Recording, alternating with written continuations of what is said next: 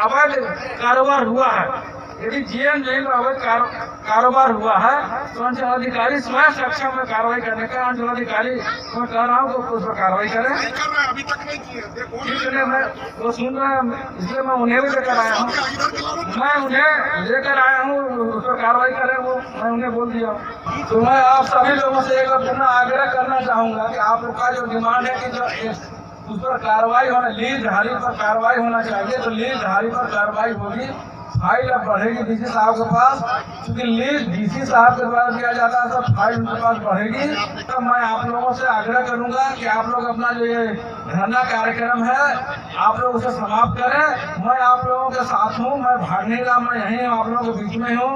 यदि आप लोग की बात नहीं रखी जाएगी, आप पुनः स्वतंत्र हैं, पुनः धरना कर सकते हैं, तो कहीं कोई बात, कहीं कोई रोक टोक नहीं है, आपके ऊपर है।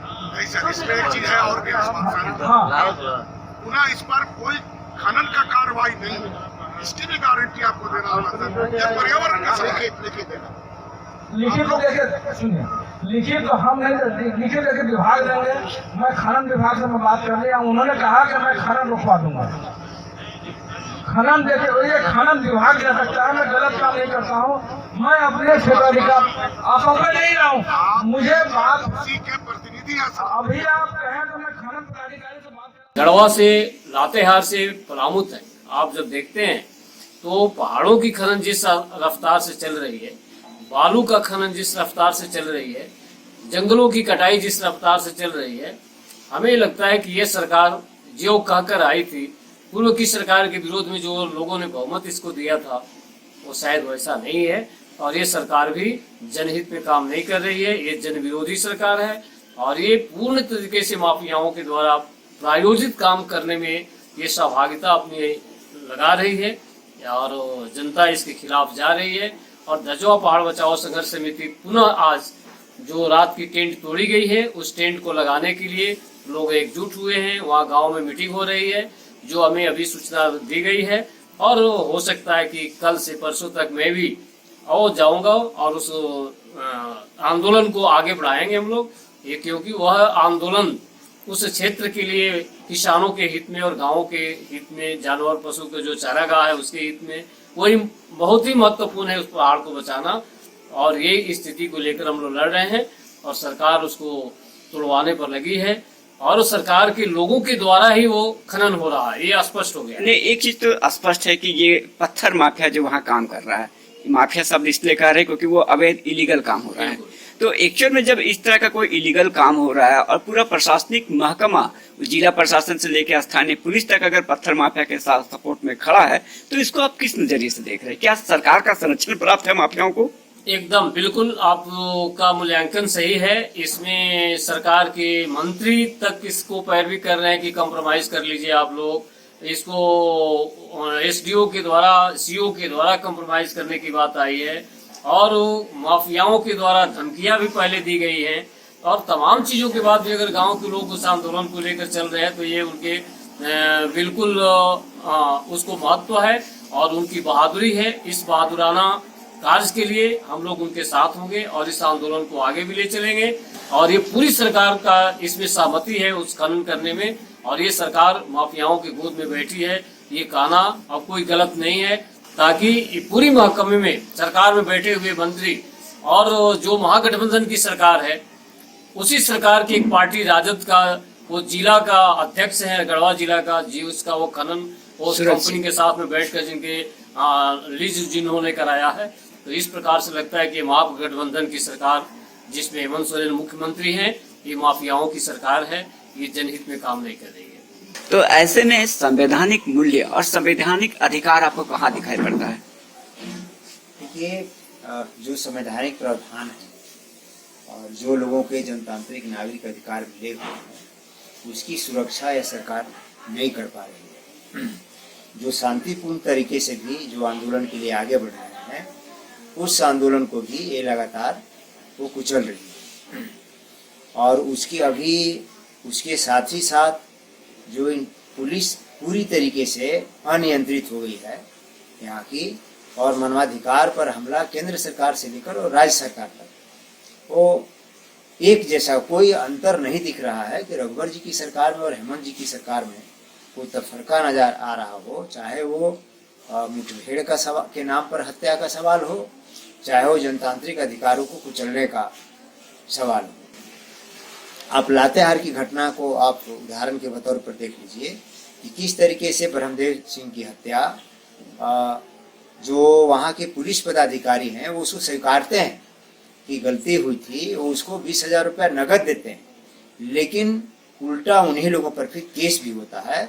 और उनकी परिजन, उसकी जो पत्नी है जीरामन, वो आवेदन दी है कि प्राथमिकी दर्ज हो, लेकिन वो अभी तक वो प्राथमिकी दर्ज नहीं हुआ है। अभी मामला वो कोर्ट में फिर लंबित है, हाई कोर्ट में उसको फिर मामला भी चल रहा है। उसके बाद आप देखिए कि 20 अगस्त को यहीं हाजत में एक जो धनेश्वर मेहता थे मधुकम के, उनकी पुलिस कस्टडी में उनकी भी मौत हो जाती है। आप आगे और देखिए तो अभी बहुत ज़्यादा दिन नहीं हुए हैं, ये 24 नवंबर की घटना है कि एक पिठौरिया में एकदम गरीब लोहार जो झोपड़ी में बैठ करके अपना काम करता था बेचारा, अपनी जीविका उपार्जन करता था, गांव के सारे लोग बोल रहे हैं कि निर्दोष है, अब पुलिस उसको झूठे केस में उसको कि आर्म्स बना रहा है, उसको फंसा दी है। अभी बिरुआ की घटना देखिए, जमशेदपुर के जो उधर का था कुमारडूंगी की घटना कि एक वो टैबलेट को लेकर के जो पुलिस उसको दी थी, उस पर ट्वीट करता है, उसको थाने में बुला करके पीटा जाता है। बिल्कुल।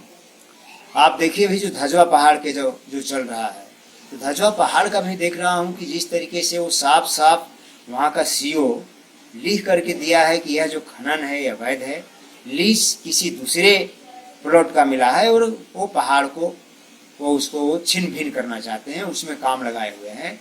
और वह 14 एकड़ में फैला हुआ पहाड़ जो आसपास के सारे गांव लोगों का एक आश्रय स्थल है, मवेशियों का, लोगों का, पानी का स्रोत है, और पूरे पलामू में बल्कि पूरे झारखंड में वो बालू का, पहाड़ का, पूरे जंगल का पूरे तरीके से लूट जारी है।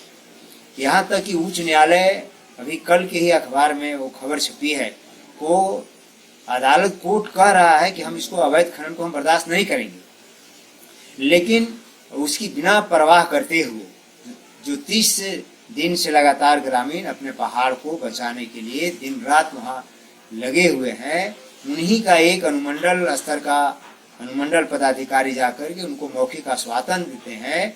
जो अवैध खनन कर रहा है उस पर FIR करने के लिए CO को आदेश देते हैं, लेकिन लिखित में कुछ नहीं देते जी। और उसके तुरंत बाद उसी रात में, रात के अंधेरे में जाकर के बूढ़े या बच्चे या जो भी महिला पुरुष वहाँ है उनका टेंट उजाड़ दिया जाता है और झूठे मुकदमे में दबाव बनाने के लिए झूठे मुकदमे में उनको हाजत में ले लिया जाता है।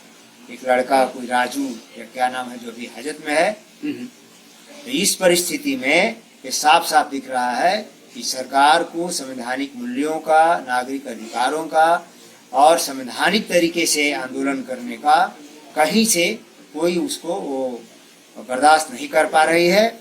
यहाँ तक कि यहाँ जो JPSC के जो अभ्यर्थी थे वो शांतिपूर्ण तरीके से वो विरोध प्रदर्शन कर रहे हैं, जुलूस निकाल रहे हैं और उन पर लाठियां बरसाई जा रही हैं। अभी वो लोग रात में बैठे हुए हैं और रात में उनको उठा करके ले जा करके 11 बजे 12 बजे रात में उनको खेलगांव स्टेडियम में ले जा करके उनको वहाँ छोड़ दिया जा रहा है।